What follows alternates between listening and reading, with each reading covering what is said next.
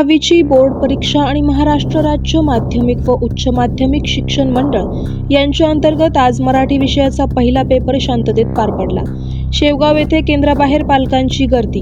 आज 10वीच्या बोर्ड परीक्षेला सुरुवात झाली असून मराठी विषयाचा पहिला पेपर पार पडला। परीक्षेच्या मराठी विषयाचा पहिला पेपर हा आज होता। परीक्षेच्या पार्श्वभूमीवर शेवगाव येथील सर्व परीक्षा केंद्राबाहेर सकाळपासूनच पालक व विद्यार्थ्यांची मोठी गर्दी पाहायला मिळाली। आपल्या पाल्याला वेळेत परीक्षा केंद्रावर पोहोचवण्यासाठी अनेक पालक स्वतः उपस्थित राहिले होते। केंद्र परिसरात कोणताही अनुचित प्रकार घडू नये यासाठी पोलिसांचा कडक बंदोबस्त ठेवण्यात आला होता। प्रत्येक केंद्रावर पोलीस व होमगार्ड कर्मचारी तैनात करण्यात आले होते। त्यांच्या मदतीने परीक्षा सुरळीत आणि शांततेत पार पडली। मराठीचा पहिला पेपर कोणत्याही गैरप्रकाराविना पूर्ण झाल्याने विद्यार्थ्यांमध्ये समाधानाचे वातावरण होते। प्रशासनाच्या दक्षतेमुळे संपूर्ण परीक्षा प्रक्रिया सुरळीत पार पडल्याचे दिसून आले।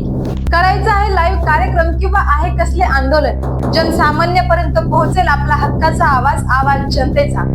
बातमी व जाहिरातीसाठी संपर्क करा स्क्रीनवर दिलेल्या नंबरवर।